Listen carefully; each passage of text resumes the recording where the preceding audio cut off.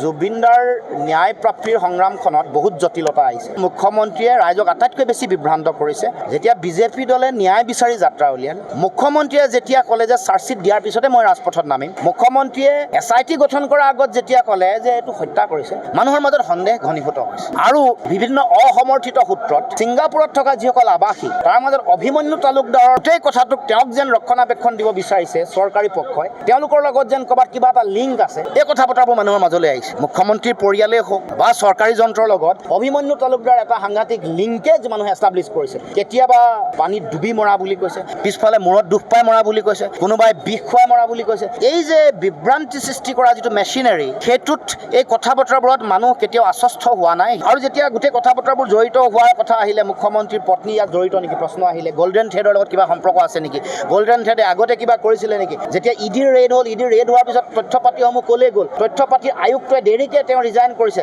তথ্যসমূহ মুখ্যমন্ত্ৰীৰ কাৰ্যালয়লৈ নগৈ কিয়, ইডিয়ে কিয় লৈ নগ'ল, মুখ্যমন্ত্ৰীৰ ওচৰলৈ কিয় গ'ল, এইবোৰ প্ৰশ্ন যিমান ঘনীভূত হৈছে সিমানে ৰহস্য বাঢ়িছে, সিমানে মানুহৰ মাজত সদায় শংকাটো বাঢ়ি গৈ আছে। আমি বিশ্বাস কৰোঁ জুবিন দাই যিটো সমাজৰ কাৰণে সংস্কাৰমুখী কাম কৰিছিলে, যাৰ কাৰণে মানুহৰ ঊৰ্ধলৈ গৈছিলে, মহাপুৰুষৰ এগৰাকী মহান মানুহৰ দৰে, মহান পুৰুষৰ দৰে এটা স্থান লাভ কৰিছিলে, কাৰণ কিছুমান আদৰ্শ দি থৈ গৈছে, কিছুমান দৃষ্টিভংগী, কিছুমান দৰ্শন দিছে। তেওঁৰ এই গোটেই কথা বতৰাবোৰত, ন্যায় প্ৰাপ্তিৰ গোটেই যাত্ৰাবোৰত যেতিয়া খেলি মেলি চৰকাৰে কৰিব, মই কিন্তু কৈছোঁ যে নিয়তিয়ে, সময়ে কাকো ক্ষমা নকৰিব। ইয়াৰ ফল কিন্তু পাব, যিয়ে অন্যায় কৰিব, যিয়ে মিছাকৈ কৰিব, তেওঁলোকে ইয়াৰ ফল পাব।